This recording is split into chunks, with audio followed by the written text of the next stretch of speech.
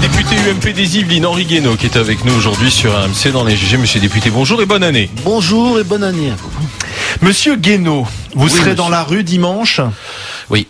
Contre le mariage pour tous. Pour que ce projet de loi soit soumis à référendum. C'est la place d'un député d'être dans la rue avec des manifestants? Alors ça, c'est quand même assez comique. Tous les députés de gauche ont été dans la rue à chaque manifestation. Vous deviez dénoncer à l'époque? Non, moi j'ai jamais dénoncé ça. J'ai pas au moment de la réforme des retraites? Non, chacun a le droit de manifester. J'ai jamais critiqué les à l'époque, on disait qu'une manifestation, ça ne se voyait pas. Là, je me souviens que dans beaucoup de grandes manifestations passées, les députés donc c'est votre rôle de l'époque, Monsieur Chirac. Regardez sur les Champs-Élysées ceux qui manifestaient en mai 68 pour que le général de Gaulle reste au pouvoir. Il y avait tout le monde. Vous faites la comparaison avec le retour du général de Gaulle.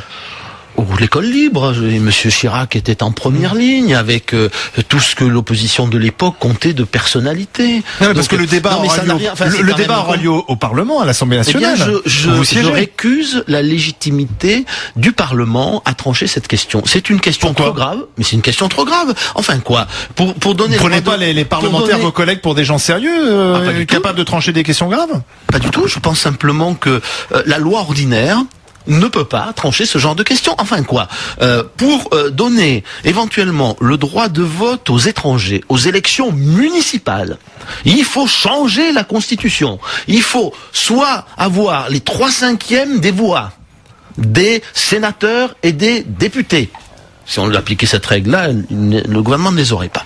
Soit que le président de la République saisisse le peuple par la voie du référendum pour changer les conditions d'accès à l'élection en matière d'élection municipale. Et pour changer le mariage, qui est une institution multiséculaire, dont Madame Taubira a dit elle-même que c'était une réforme de civilisation, on pourrait le faire par la loi ordinaire, comme on change le taux de la TVA. Eh bien non, ça n'est pas légitime. Voilà.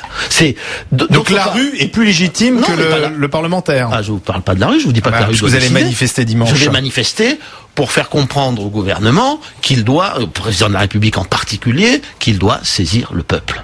Mais le peuple s'est prononcé il y a 7 mois. C'était dans le programme de François Hollande.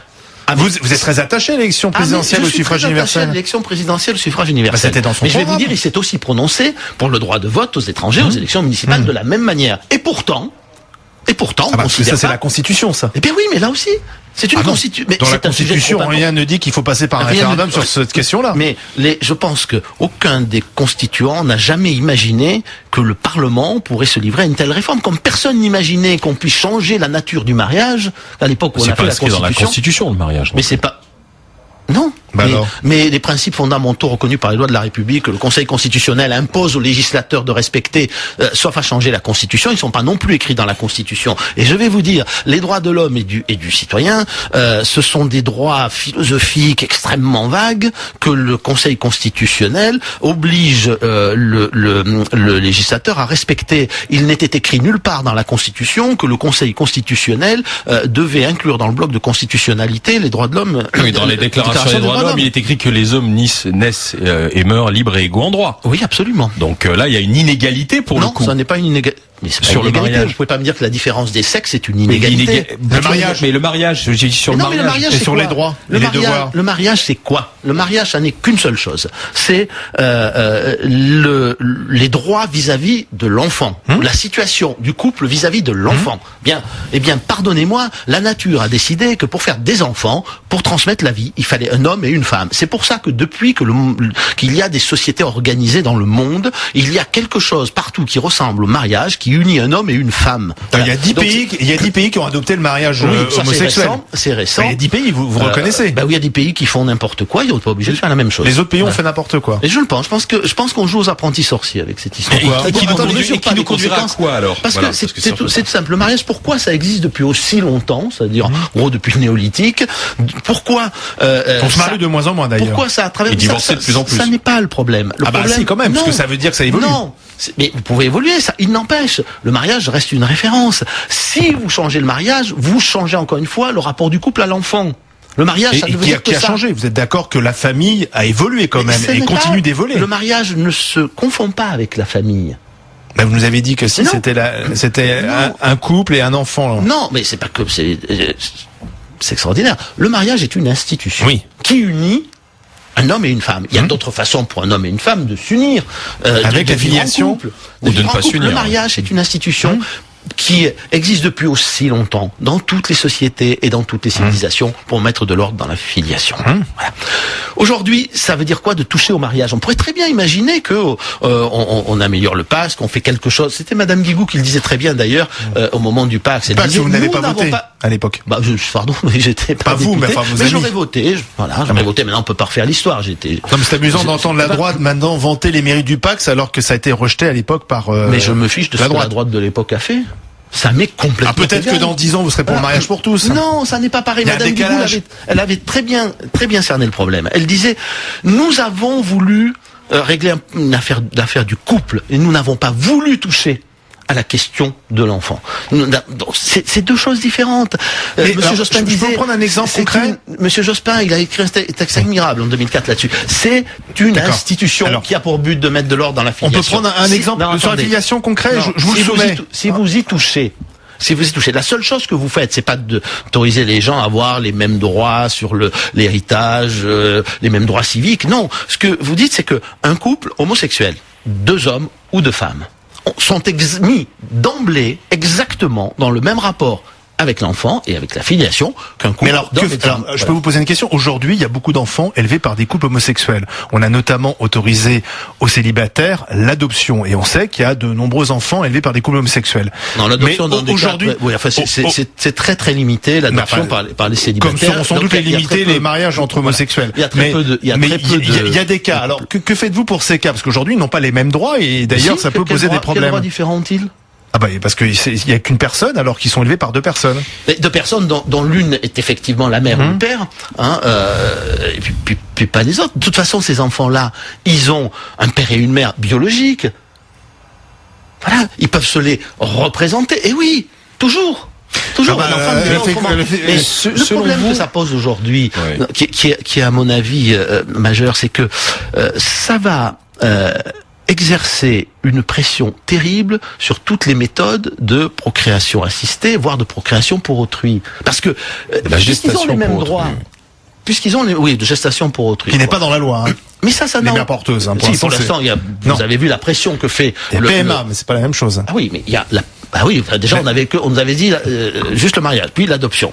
Mais c'est logique. Vous avez l'adoption, vous avez la PMA qui est réclamée, on verra si elle est dans la loi ou si elle est dans la loi suivante. Mais vous aurez très vite, compte tenu de la pression, Mais vous avez peur de quoi, Henri Guénaud? Vous avez peur de quoi?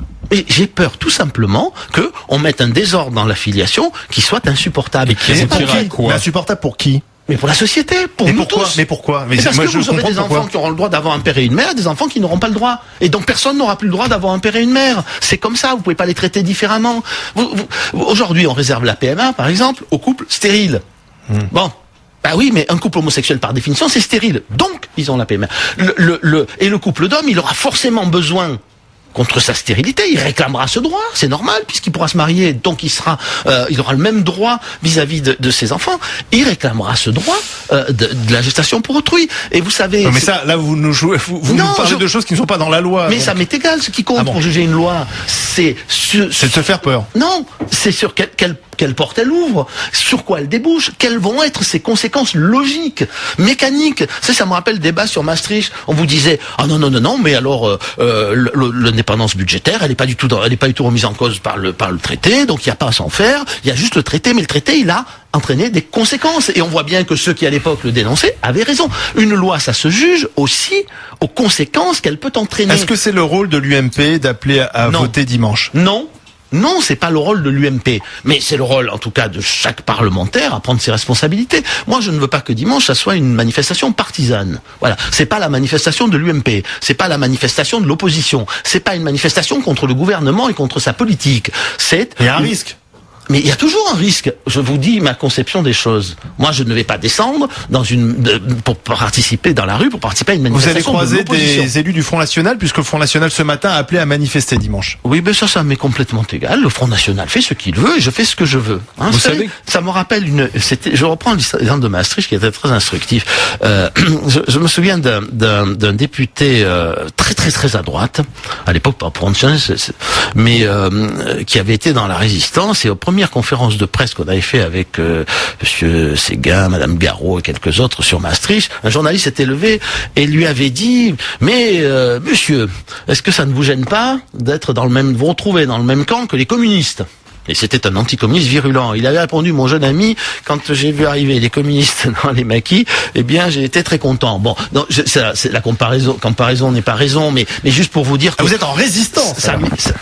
Non, moi j'ai une conviction très profonde. Elle est à la fois spirituelle, intellectuelle, morale, politique, sociale sur ce sujet. Voilà. Je veux avoir le droit de l'exprimer. Je veux avoir le droit d'être contre sans être traité d'homophobe. Voilà. Je pense que la question qui est posée n'est pas une question qui est posée à propos de l'amour homosexuel, ni même de la capacité d'un couple de même sexe. Attendez, à élever un enfant. Moi, j'ai été élevé par deux femmes, ma mère et ma grand-mère. Bon, alors voilà, finalement, vous voyez, regardez ce que ça donne. Un député de la République. Le problème, oui, enfin, vous savez, nul ne mesurera jamais non plus toutes les blessures intimes et toutes les souffrances que cela provoque. Avec aussi des enfants élevés par un papa et une maman, il peut y avoir aussi des blessures, des drames.